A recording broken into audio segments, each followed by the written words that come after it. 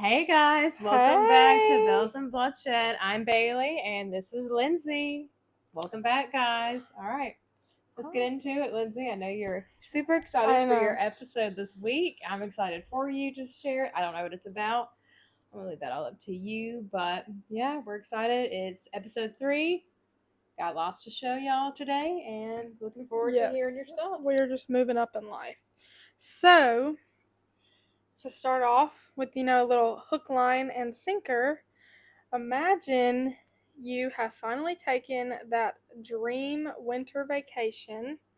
And as someone from Mississippi, I can attest that many of us have ski trips on our bucket list. I do. I know you've been on them and you love them. Oh, they're so great. I love them. Very jealous. But let's say you're on your little winter vacations, I don't know, somewhere North America, like North U.S., Minnesota, if you will. And you are out on a nice scenic walk for the winter weather, looking at the nice, pretty snow, and you hear a voice. What kind of voice? A familiar voice. Oh. And a friend? Who knows? But it's whispering. And it's whispering your name. Oh, no. Wow. And you look around and you don't see anybody. So you take a step closer to the wood line. And then the whispers become much more urgent. And you take another step. And then you're never seen again. Goodbye. Oh. So, this episode we will be talking about the Wendigo. And just remember, our episodes are available on YouTube and Spotify. There is a link in the description. We post every Sunday at 1 p.m. Central Standard Time. Also, we have other social medias that are also linked in the description. So, please follow and subscribe if you feel inclined. Especially that would TikTok. be great. Thank you. This week, it's going to be pretty interesting because it's our very first paranormal/supernatural full episode. So I'm excited. What do you think? I'm really excited about it. I love my supernatural and paranormal. Yes. So before we jump into all of the fun details of the Wendigo, Bailey, why don't you start out with your sweet tea time? Okay, my sweet tea time. Let's think. Kind of really think about it. This week's been pretty uneventful. We had President's Day, so I was off, and that was very much needed. I wasn't off for that. Yeah. Well, I took off. You had your lovely Valentine's weekend. Oh, yeah, that's true. It was Valentine's last week. Oh, yeah, it was Valentine's. Well, last Friday, my fiance took me to a nice steak dinner for Valentine's, which he didn't have to do that, but we love him anyway. And, yeah. Good man right there. Good man. Very good man. Yeah, it's been pretty anticlimactic, but I know next week will be my week to give out a case, so we got some things in the works there. But, yeah, my sweet tea time. My Southern came out. Sorry, guys. Southern came out. That's what I tell everybody. My Southern's out, guys. Sorry. At the end of this episode, hopefully we're going to be doing a little bonus about the time how I almost died. So stay tuned for that bonus episode coming at you soon. Ooh, coming at you, girl. I'm just kidding. So, I guess I'll do my sweet tea time. I guess. So, me and my husband went to visit a couple that we're really good friends with in Little Rock, Arkansas last weekend. I think we posted a little bit about it. Yeah, a little bit. I forgot to continue vlogging, which is why we do a podcast and not a vlog, because I'm not good at that. But we had a great time. Also, I messed my arm up like a while ago, and it's still messed up. I got an MRI. I got the diagnosis of nerve damage and joint instability. So I'm going to get a nerve study done in Jackson next week. And then I have to go see a specialist in New Orleans. So, that sounds expensive, but at least I can probably get a good meal out of it. Yeah, I'm kind of upset that I'm not going to go. I love, not Jackson, but New Orleans, whatever. Save me a beignet, please. Girl, you want to take off and we can go to Jackson together? Oh, wait, when you going? Tuesday. Can't do that. I'm sorry. I have limited days I can do. But hey, New Orleans, I'm down. Okay. Let me know when. So, to start off with the origins of, that might have been loud. To start off with the origins of the Wendigo, basically it is a creature demon type thing. It's very widely feared across indigenous tribes throughout North America, so Canada and northern U.S. And it originates from the Algonquin tribe, from their folklore, but the Wendigo is like very commonly known throughout most like northern indigenous tribes. So it's from the Algonquins, but it's really throughout, which is why there's different, descriptions. But basically, the Wendigo, some people may believe it's a legend, some people believe it's true, but basically, they believe that it is a creature born from, desperation and greed. So, I mean, hey, desperation makes people real, do things that they wouldn't see themselves doing. Yeah. So, back in the pre Walmart times, winters were harsh and food was not always easy to get a hold of. Yeah. And so sometimes these conditions like would push people to the edge because they were very hungry.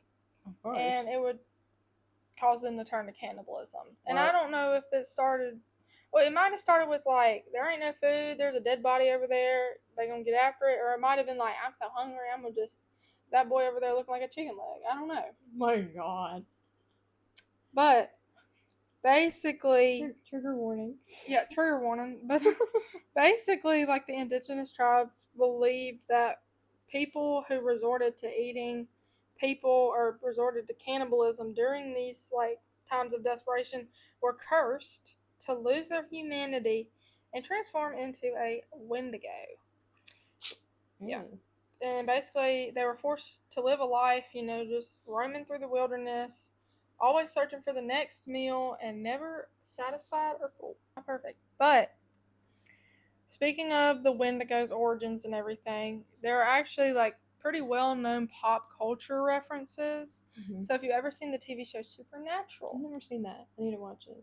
Yeah, you would probably like it. Me and Caden have watched a little bit of it. But there was an episode about the Wendigo.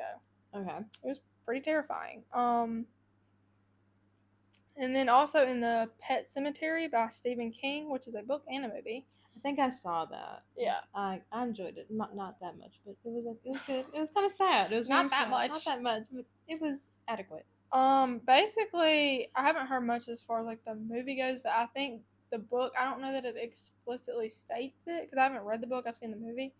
But basically, there's a lot of speculation that the Wendigo was responsible for the events that took place. Okay. And that was basically like the spirit of a Wendigo. So, physical description. We're going to talk about what this thing looks like. So that way, if you find yourself out and about in the woods and you see this creature, you'll know what it looks like because you definitely don't want to. Does it have like a certain place that it is? Like it originated from here? Do you see it like in the Appalachian Mountains, stuff like that? Or is it just whenever? It's not Appalachian Mountains. So it originates like from the Algonquin tribe. And I think that was in like Quebec area in Canada. But it's pretty notorious throughout like northern U.S. states and then Canada. Okay. But you never know, they might migrate. Yeah, but I will say too, like we'll probably do an episode on this later. But it's very similar to like some of the stuff it does is very similar to like skinwalkers. Maybe it's like the winter version of a skinwalker. Sorry guys. Yeah, the winter version. But first of all, they're very tall, like massive. They're described as towering. They can be up to like 15 feet. And they're very skinny. They look malnourished. You don't know why they look malnourished? Because they're always hungry.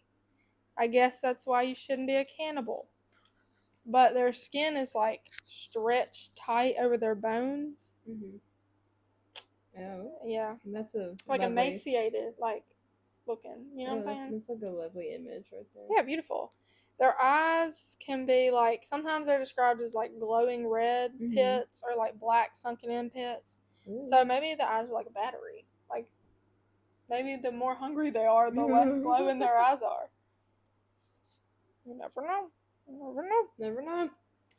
And then, okay, so they smell disgusting. I was about to say, is it a good smell, bad smell? Girl, no, it ain't no good smell. It smells like rotten decay. Oh. And their skin, it looks like it's rotten and has nasty bits. Like, okay, think like the smell of roadkill and the look of leprosy. Ew. No. Yeah. They are also believed Yeah, they're also believed to have a heart of ice. So when you're in their presence, the temperature can substantially drop. Mm-hmm. Okay. Which that would make like sense. that's pretty common in like a lot of paranormal entities. Mm-hmm. Yeah, and then it's like a deer person looking thing. So it's got features of a deer like antlers or the I head, was about to ask about but the that. body's more like people looking. Okay. Well, as much as people looking as something like that could look. Mm-hmm. But apparently the deer head thing is like a modern interpretation, and the indigenous stories described it as more humanoid looking. Mm-hmm. I mean, it still sounds terrifying. Accounts also say that it has sharp claws and jagged teeth. But all accounts agree on one huge thing. They're always starving. Which honestly, me too. Yeah, we just ate, but I could go for another slice Girl, of pizza. me too. I could go for like some ice cream. Oh, okay. I love a snack. But Sweet treat for me, always. yeah. But anyways, they sound delightful. I'd love to run into one and ask them to be on the podcast. What do you think? Girl. It would eat you. That's kind of the whole point. Yeah, well, maybe I could change its mind. You know, I can always fix people. Girl, I cannot. That's what gets people into trouble. Mm-hmm. I can fix them. I can fix them. Do we know, like, the methods? Like, if you see one, do you, like, go, run, hide, or do we just, no one knows, or they're just not here Actually, anymore? there is a method. Okay, get to it. It's not a great one. Oh? But it's a method. So, we're going to talk about how it hunts. Mm-hmm. So, like most scary things, it is believed to be supernatural, like supernaturally fast and strong. Mm-hmm. And it has strong senses of smell, eyesight, and hearing. Basically, it's better at everything than us. Yeah. And it's also said to be extremely good at hunting. Keep in mind, these are malevolent, ferocious creatures. Wow. So they don't just chase and neutralize their prey. Mm-hmm. They take joy in causing fear and pain. So they manipulate their victims and lure them into the woods by mimicking human voices and whispers. Yeah. They may call out for help or whisper your name. Some say the closer they sound, the farther they are, and vice versa. Okay, so if you hear your name kind of really far off, then they're right at you, girl. They're about to Okay. get after you. But that's such like a psychological mind warfare for that, because you'd have to think like, oh, they're calling, I'm right beside you, then I'm right here. I already struggle with my left and right, so if I heard someone whispering out my name in the woods, I'd be like, was it far or close? Like, I can't remember, and then I'd be killed. Like, where are they at? I'll throw you a nice funeral. Thank you. Yeah, it'll be pretty. It'll be all your favorite colors. What are your favorite colors? I like blue. Blue. Anything else? I need to know. I like pink. Blue, Sometimes. pink. Like green. Like a good green. I've heard of people. No, side note, whatever. Since we're on funerals now, you can pay people to come to funerals and be like hysterically crying, banging on your coffin. Okay, I'll get that for you. Yeah, no, give me some people that are in like black suits that are like standing at the distance. So people are like, dang, what was she doing? Like, was she an FBI agent or something?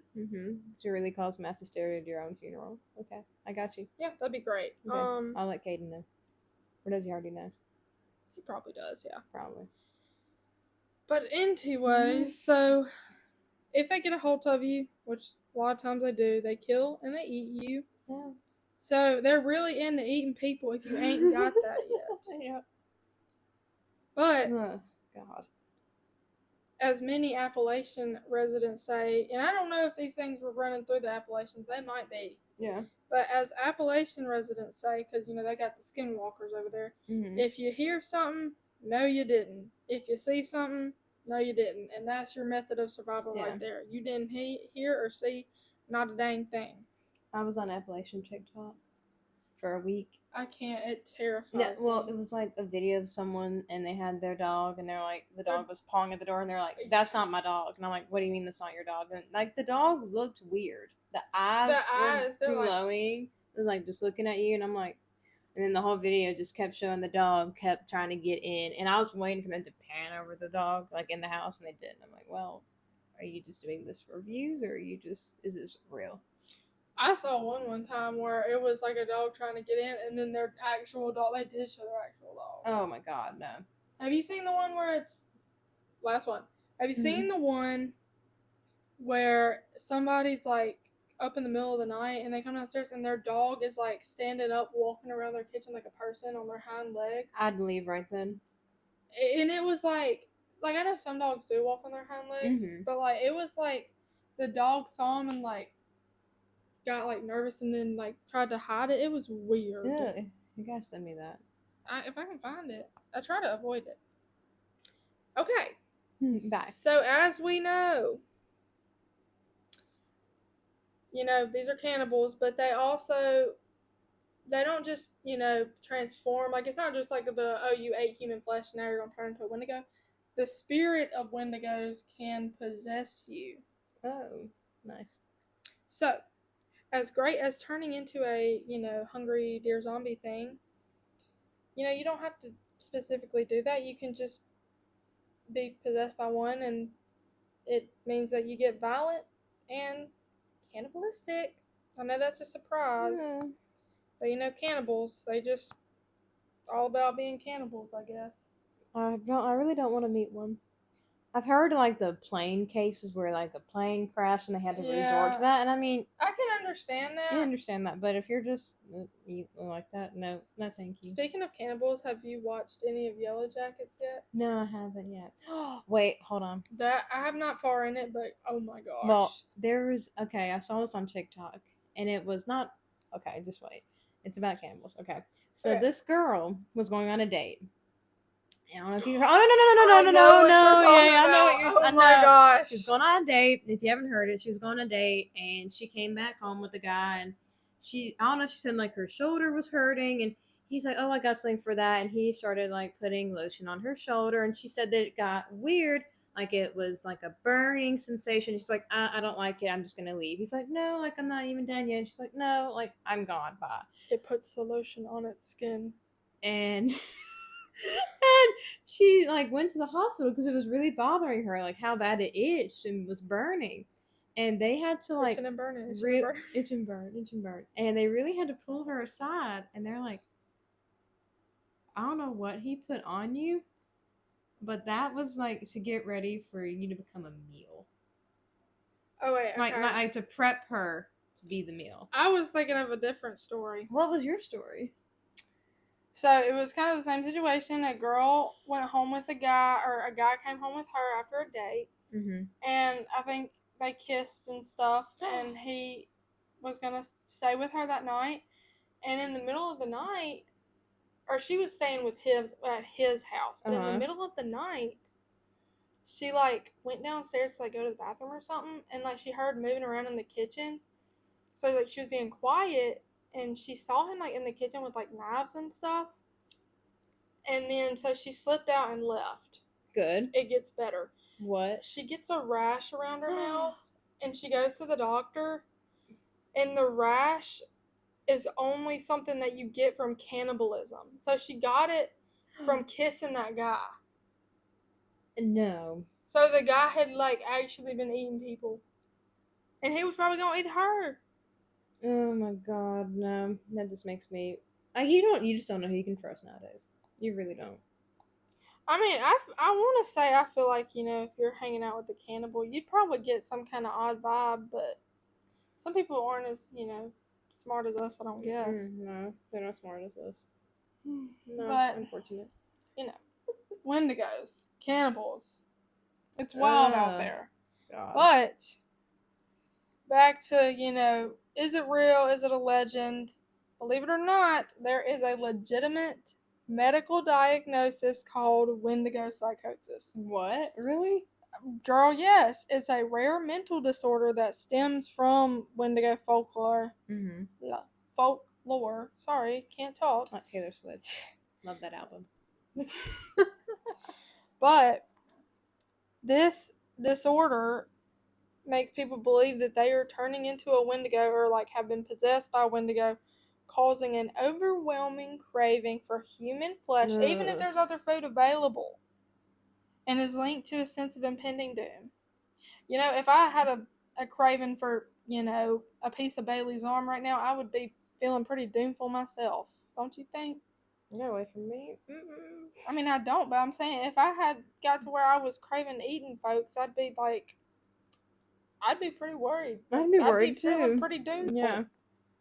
But I got an example of a real life case of this issue. So, from 1878 in Alberta, Canada, a native Cree man, his name was Swift Runner, had been exiled from his tribe due to violent whiskey benders. So he was an alcoholic. His wife, his mom, his brother, and 6 children were exiled along with him. Mm-hmm. So they got to go out into the Canadian winter and, I guess, try to survive. Well, fast forward, I guess, Swift Runner eventually returns to the camp alone. And, the tribe was very suspicious of the fact that he was alone. Okay. And the police were notified, of his absence due to, how suspicious the situation was. Upon further investigation, the police went out there or whatever, but upon further investigation, one of his children had passed away naturally due to, the brutal winter conditions. Mm-hmm. But the rest of his family... No, don't tell me. I don't want to Their bones had been literally strewed around everywhere, and they had been decreased to bone. The police officer said the man literally got their bones when he was hungry and snapped them in half and sucked the bone marrow out. He ate his actual family. He ate 5 of his kids, his brother, his mom, and his wife. Any causes of how they died? We don't know. Most of it was bludgeoning or strangulation, just something to get him dead. A natural cause. No, he specifically killed them to eat them. He murdered all of them except for the one that passed away naturally. So that's pretty psycho. But I'm not gonna sleep tonight. Great. Yeah, don't sleep tonight. But he claimed he had been possessed by the ferocious spirit of a Wendigo, and that it forced him to eat his entire family. He was later executed, so good. That is good. So I'm going to talk about a little personal encounter that I really don't know what it was, but a little fun fact is my lovely husband, Caden, he is not a he's not one of those people. He's pretty skeptical. That's the same with Nick. Yeah. He's not one of those that's oh, there's a ghost, or if we go to a ghost tour thing, he's gonna know that it's all fake. But there is one thing and one thing only that he is legitimately scared of, that he believes is real, and that is a Wendigo. I don't know how he came to that conclusion, but that is his one thing. And so this episode is for him. I told him I was doing it. He thought it was sweet. But we had a personal encounter at one point with, we don't know. But my husband fully 1,000% believes that it was, in fact, a Wendigo. Mm-hmm. So, this was actually about a year ago. We were driving to Ocean Springs. That was the weekend we got engaged. Oh, yeah, we're married now. But we took back roads because Caden likes to take back roads. Yeah, I mean, I do too, because it's better scenery than just driving straight, especially if it's the same amount of time. I get it, but as you know, we've got our town, and then you've got a couple options along the state, but for the most part, you're not going to be seeing much other than fields and nothingness. So we're driving through, and it's this wooded area. It's a road, and it's trees on either side. And you would see trees, and then you see these open fields. Trees, open fields. And then it was also a lot of old churches throughout this one area. And me and Kate, I will say I felt creeped out. And I'm not one of those people where it's oh my gosh, it's so creepy. I had goosebumps. The area made me uncomfortable. And I told Caden, I was like, it's not going to surprise me at one of these field openings if we see some kind of human sacrifice or something going on. Because, like, that's the place where cults would be at. And I'm scared of them things. So, we're doing our thing. And, like, me and Caden were just chit-chatting about how odd the area we were at was. And, like, we had no service. I couldn't even look at the map to see what town we were at. And all of a sudden, we hear an ear-piercing scream out of nowhere. And it was like, I've heard a fox scream in the middle of the night because it sounds just like a person. But I know for a fact it was not that. It was like somebody screamed, and it literally sounded like it was like in the car with us. Would you like to give the crowd a audio? I mean, I don't know if I can. Just imagine a woman scream, but it actually like sounded like it was in the car with us. And I tell you, like, my heart like stopped, and his did too. Like, me and him both were like freaking out. We did not know what it was, and like we just sat there for like the rest of the car ride, like trying to rack our minds to what it could be. But my husband has come to the conclusion that it was a Wendigo. I don't know if they're down in Mississippi, but we did just have like 7 inches of snow on the coast, which is like record breakings. Maybe they're migrating. Yeah, the migrating Wendigos going on down to Mississippi. Well, I kind of feel like Wendigos like are just kind of like basically skinwalkers. And like, aren't those really kind of?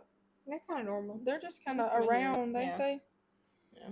But I actually had an experience, just me. I don't know if I've ever told you about this. I might have. Oh. But I was in between Jackson Hole, Wyoming and the Grand Teton National Park. And if you know where the Grand Teton is, like literally you go through the Grand Teton and then there's Yellowstone. And there are cannibals in Yellowstone. It might be Wendigos. I have a whole thing about that, and maybe one day we'll talk about it. But I was in a camper, and the campground we were at was like very secluded. There wasn't any kind of like restaurants, businesses, nothing on this side, nothing on that side, nothing but a big field on this side, and then mountains everywhere. Like literally right by our camper was a bunch of mountains. And so the camper was one of those bougie campers that has like a little loft thing on top, and then like the little extra room that has like a pull-out couch underneath it. I think I vaguely remember you telling me this. Yeah. So there was a window in the loft, and I was up in like the little loft because that was where I slept at. And it was about 3 o'clock in the morning, and I was just, sitting there doing my thing. And I woke up because I heard somebody whispering my name. And I thought it might have been somebody else in the camper. So, like, I was texting the people in the camper because, like, I didn't want to, like, go and be like, what you yelling at me for? At 3 o'clock in the morning. So, like, I sent everybody a text, and I was like, did y'all need something? And I never got a response. But I kept hearing my name, like, continuously. Like, it wasn't like, Lindsay, but it was like, Lindsay. And then I wouldn't hear it. And then I'd hear it again, like, 15 minutes later, Lindsay. And then I would be out of there. I just remember, like, after not getting, any kind of response from anybody in the camper, I was like, I don't feel right about this. Like, I just felt like I was being watched, and I had goosebumps. And the next morning, I asked everybody in the camper, I was like, was somebody calling for me last night? Like, did somebody say my name? And everybody was like, no, what are you talking about? And it wasn't like they were doing it and like joking and trying to hide it, because I would have been able to tell. It was like like genuine, like, what are you talking about? And I didn't even realize it till the next morning, but I was like, I was right by that window. And I saw like something in like a store somewhere that we went, and it was like a poster or a sign or something about like, watch out for like Wendigos and skinwalkers and stuff. And I was like, what is that? And then that's how I discovered the skinwalker side of TikTok. But I will tell you, I have never felt like a sensation that made me that scared. Like, it was like I was surrounded by a cloud of fear. Yeah. I would have been terrified. I just ignored it and I survived. That's what you gotta do. If you hear someone calling your name out in the woods, Nuh-uh, girl. No, run you didn't. the other way. Don't be like those people that you gotta have the Yeah. like the final girl syndrome. You can't just what's that? Leave. No, the other Yeah. way. Keep in mind, the dumb people always die first in the horror movies. And when they always go and check out what called them. Yeah. Oh, what was that? Who's calling my name in the middle of the night in the dark, scary woods? Well, let's go check it out. Flashlight? No, it's okay. Let's go. My eyes are good. No, they're not. Girl, no, they ain't.